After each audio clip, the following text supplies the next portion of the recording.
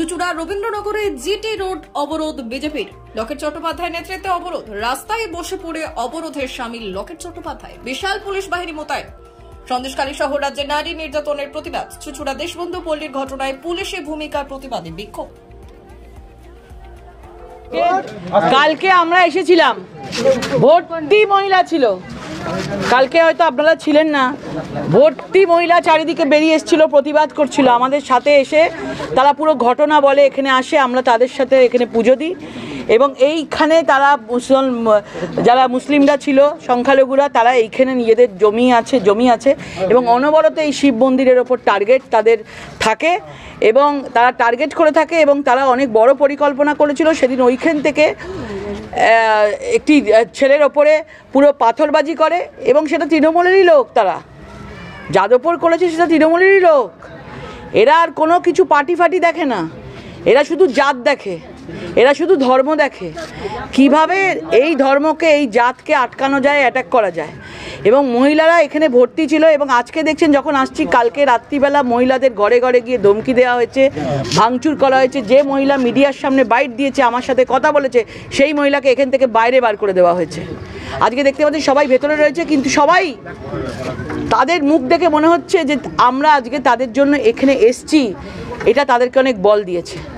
আর আজকে এই জবাব এইখানকার মহিলারা ভোটে জবাব দেবে। যতই আটকানোর চেষ্টা করুক, যতই তৃণমূল তার দুর্নীতিগুলোকে চাপা দেওয়ার চেষ্টা করুক, এখানে যারাই আসুক, এখানে হুমকি ধমকি দিয়ে মিটিং মিছিল যা যা করার করে যাক, মানুষের মধ্যে একটা তৃণমূলের মধ্যে একটা হুমকি দিয়ে একটা ভয়ঙ্কর পরিস্থিতি, ভয়ের পরিস্থিতি করে রাখছে, যাতে কোনোভাবে যেন তারা এই রাজনৈতিক দলের সাথে, আমাদের সাথে হাত মেলাতে, আমাদের সাথে কোনো কমপ্লেন করতে, কোনো কিছু করতে না পারে, কথা বলা পর্যন্ত বন্ধ করে দিচ্ছে। আমরা সেই জন্য আজকে তাদের জন্য আজকে আমরা এখানে এসেছি। আপনারা সবাইকে জিজ্ঞেস করুন, ওরা আমাদেরকে বলেছে এখনও কোনো অ্যারেস্ট হয়নি। আপনারা বাড়ি বাড়ি গিয়ে মিডিয়ার আপনারা জিজ্ঞেস করুন, ওরা বলবে এখনও অ্যারেস্ট হয়নি এবং ওরা খুব চিন্তিত। বাড়িতে কারুর ছেলে আছে, তাকে এমন মেরেছে যার চোখের ফুলে গেছে, চোখে দেখতে পাচ্ছে না, কারুর হাঁটুতে, কারুর পায়ে মেরেছে, কারুর কোমরে মেরেছে। এমন মারধর কাল সেদিনকে পুলিশ করেছে এবং মহিলাদের ওপরে পর্যন্ত হাত তুলেছে, কোনো মহিলা পুলিশ পর্যন্ত ছিল না। আজকে দেখুন যারা মারছে আবার তারাই এসে ধমকি হুমকি দিয়ে তারা এখানে মহিলাদেরকে ঘরের মধ্যে ঢুকিয়ে দিচ্ছে। যে এফআইআর করেছিল তাকে পর্যন্ত ধমকি দিচ্ছে, তাকে বলছে যে এফআইআর চেঞ্জ করতে হবে। তাহলে ভেবে দেখুন আমরা কোন রাজ্যে বসবাস করছি। এর জবাব আমার মনে হয় আগামী 2024-এর লোকসভা নির্বাচনে মহিলারা এর জবাব দেবে। সন্দেশখালী হতে হুগলিকে দেব না, পশ্চিমবঙ্গে আর সন্দেশখালী হতে দেব না। সন্দেশখালীর বিরুদ্ধে লড়াই চলছে, মহিলাদের সুরক্ষার বিষয়ে লড়াই চলছে এবং মহিলাদেরকে নিয়ে নরেন্দ্র মোদীজি যেভাবে এগিয়ে যাচ্ছেন, আমরা চাই বাংলার মহিলারাও এভাবে এগিয়ে চলুক। এখানে কোনো দিদি নাম্বার 1 কোনো কিছু লড়াই নয়। এখানে যে দুর্নীতি করেছে, এই দুর্নীতির বিরুদ্ধে লড়াই। মোদীজি তৃতীয়বারের জন্য প্রধানমন্ত্রী হচ্ছেন, সবাই জানে। মমতা বন্দ্যোপাধ্যায় এখানে 42টা সিট, মোদীজি 400টা সিট। সুতরাং উনি তো প্রধানমন্ত্রী হওয়ার দৌড়ে নেই। উনি এবারে বলেও নি, আগে তো তাও বলতো প্রধানমন্ত্রী হবে, এবারে বলেও নি উনি। সেই জন্য এই লড়াইটা ওপরের লড়াই। এখানে আমার বা রচনা ব্যানার্জি দুজনের লড়াই না। আমরা একসাথে কাজ করেছি, তাদের লড়াইয়ের ময়দানের সামনে রাখা হয়েছে। আমি মোদীজির সৈনিক হিসাবে রয়েছি। দুর্নীতি যেভাবে উনি করেছেন, যেভাবে সন্দেশখালীর মহিলাদের সঙ্গে যেভাবে উনি আঘাত এনেছেন, আজকে যতই অভিনেত্রী সবাইকে দিয়ে নিয়ে আসুক, ধামাচাপা দেওয়া যাবে না, সবাই দেখে নিয়েছে। সুতরাং যদি দিদি নাম্বার 1 আসল কাউকে বলেন, তাহলে যে একমাত্র দিদি নাম্বার 1 হচ্ছে সন্দেশখালীর মহিলারা। দিদি নাম্বার 1-এর জন্য কি কিছুটা হলেও কঠিন হবে? সন্দেশখালীর মহিলারা হচ্ছে দিদি নাম্বার 1, যারা রিয়েল লড়াই করেছে। কোনো টিভি ক্যামেরা ছাড়া কোনো জায়গায় তাদেরকে এসি, লাইট, অ্যাকশন কিচ্ছু করতে হয়নি। তারা দাঁড়িয়ে মাটির ওপরে না খেয়ে না দিয়ে লড়াই করে যাচ্ছে ওই রোদের মধ্যে। ওইভাবে পুলিশের মারেও পর্যন্ত পুলিশ ওপর দিয়ে হাত দিয়ে গাড়ি চালিয়ে দিয়েছে। ওটা হচ্ছে আসল লড়াই, ওটা কোনো অভিনয় না, ওটাই হচ্ছে আসল দিদি নাম্বার 1। কঠিন হবে? কোনো কঠিন না, মোদিজি রয়েছেন অনেক এগিয়ে। মোদিজি যা করেছেন মানুষের জন্য, এই মমতা ব্যানার্জি মহিলাদেরকে সেই জায়গাটা করতে দেয়নি, সেই জায়গাটা দেয়নি। সুতরাং লড়াইয়ের ময়দান কোনো কঠিন না। মোদিজির লড়াই, মোদিজি অনেক এগিয়ে আছে। আমরা মোদিজির সৈনিক হিসাবে আমরা ভারতীয় জনতা পার্টি সবার সাথে আছি। কি বলবেন রচনাকে এলে এখানে? না, নিশ্চয়ই সবসময় যে কোনো জায়গায় গণতান্ত্রিক হিসেবে করতেই পারে প্রার্থী, সবাই হতে পারে, সবাই থাকতে পারে মনের মধ্যে, সেটা থাকতে পারে। বিচার তো মানুষ করবে। 11 জন এমএলএ কে প্রার্থী করেছে তৃণমূল, রাজ্যসভার এমপি কে টিকিট দিয়েছে, 2 জন মন্ত্রীকে টিকিট দিয়েছে, বাইরে থেকেও অনেক ইস্যু পাঠানোর মতো লোককে নিয়ে আসা হয়েছে বিহার থেকে দুজন নাম কি বলবেন? দেখুন পুরোপুরিভাবে এতদিন ধরে যে ড্যামেজ করেছে না, এত বাংলায় এত ড্যামেজ করেছে, উনি ভাবছে লাস্টে গিয়ে আমি ছক্কা মারবো, লাস্টে এমন দেবো মানুষ সব ভুলে যাবে, মানুষ সন্দেশখালি ভুলে যাবে, এই যে মন্দিরের ওপর আগা ঢিল মেরেছে সব ভুলে যাবে। আমি সামনে লোক দেখিয়ে, অভিনয় দেখিয়ে, লাইট দেখিয়ে, জাঁকজমক দেখিয়ে, বেলুন দেখিয়ে, মালা দেখিয়ে, তৃণমূলের ফুল দেখিয়ে আমি ভোট নেব। এখন মানুষ অনেক সচেতন হয়ে গেছে। দেখেছেন মিমি নুসরাত কোথায়? 5 বছরে মিমি নুসরাত শেষ হাওয়া, কিছুই করতে পারেনি। সুতরাং পলিটিক্যাল যারা মানুষের জন্য সেবায় কাজ করবে, যে পার্টিরই হোক না কেন, সারা মানুষের জন্য রয়েছে, পথে ঘাটে রয়েছে, যে পার্টির হোক না কেন তাকে মানুষ চিনবে। আপনার বিরুদ্ধে বলা হয় যে আপনি বহিরাগত ছিলেন, 5 বছর আপনাকে সেইভাবে দেখা যায়নি। রচনা ব্যানার্জির ক্ষেত্রেও কি একই কথা? দেখুন ওটা তো আমাদের ষড়যন্ত্র করে বিভিন্নভাবে করা হয়েছে। আজকে যেভাবে মানুষের পাশে থেকে, যেভাবে রেলের জন্য, যেভাবে রাস্তার জন্য, যেভাবে বিকলাঙ্গদের জন্য, যেভাবে চোখের চিকিৎসার জন্য, যেভাবে এমপি ল্যাডের কাজ, যেভাবে আমরা মোদিজির জিনিসগুলোকে লড়াই করে এইখানে ঢোকাতে পেরেছি, এটা আমাদের কাছে অনেক বড় জিনিস। এবং আমি জানি আগামী দিন এই 24-এর নির্বাচনের পর আমরা আগামী দিন আরো বেশি করে পারবো। তৃণমূল বলছে এখানে কিছুই হয়নি, আপনারা শুধু শুধু রাজনীতি করছেন। দেখুন তৃণমূল যেভাবে আজকে রাজনীতি করেছে, এই ঘটনাটা এত বড় একটা ঘটনা, এটাতে তাদেরকে কালকে কত লোক বেরিয়েছিল, তারা নিজেরা বাড়িতে ছেলেমেয়েরা মারধর খেয়েছে, মেরেছে, তাদেরকে মাথা ফাটিয়ে দিয়েছে, পাথর বড় বড় পাথর ওই দিক থেকে ছুঁড়েছে।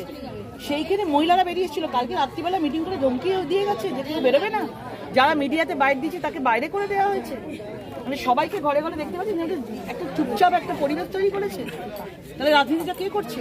তাহলে তো উচিত ছিল যে সেই যারা পাথরবাজি করেছে, যারা পাথর ছুঁড়েছে তাদেরকে অ্যারেস্ট করা। এখনো পর্যন্ত অ্যারেস্ট করেনি পুলিশ। উপরন্তু যে এফআইআর করেছে তাকে এফআইআর পাল্টাতে বলা হচ্ছে, ভাবুন, নাম পাল্টে বলা হচ্ছে। অভিনেত্রীর লড়াই কি বলবো? প্রথম কথা, কোনো অভিনেত্রীদের লড়াই এটা নয়, এটা হচ্ছে মোদিজির ভোট। প্রধানমন্ত্রী মোদিজি, তৃতীয়বারের জন্য মোদিজি প্রধানমন্ত্রীই হবে। মমতা ব্যানার্জি 42টা আসন নিয়ে কখনো প্রধানমন্ত্রী হতেও পারবে না। আর এবারে উনি জানেন, উনি খার্গে কী সব নাম টাম উনি বলেছিলেন, নিজের নামও করেননি, জানে হতে পারে না। 42টা আসন নিয়ে কেউ প্রধানমন্ত্রী হতে পারে না। সুতরাং এটা মোদিজির ভোট। এই লড়াইটা হচ্ছে মোদিজির দুর্নীতির বিরুদ্ধে লড়াই, মোদি ভার্সেস মমতার লড়াই। এখানে কোনো অভিনেত্রী দিয়ে, জাঁকজমক দিয়ে, দিদি নাম্বার 1 দিয়ে যদি এই দুর্নীতিগুলোকে ধামাচাপা দিতে চায়, হুগলির মানুষ এতটা বোকা নয়। দিদি নাম্বার 1 আপনারা টিভির পর্দায় দেখেন, কিন্তু অ্যাকচুয়ালি দিদি নাম্বার হচ্ছে সেই সন্দেশখালীর মহিলারা।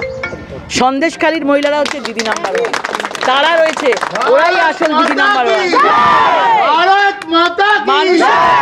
মানুষকে বিভ্রান্ত করছে, এটা হয়েছে সত্যিটাকে চাপা দেওয়ার জন্য চলছে।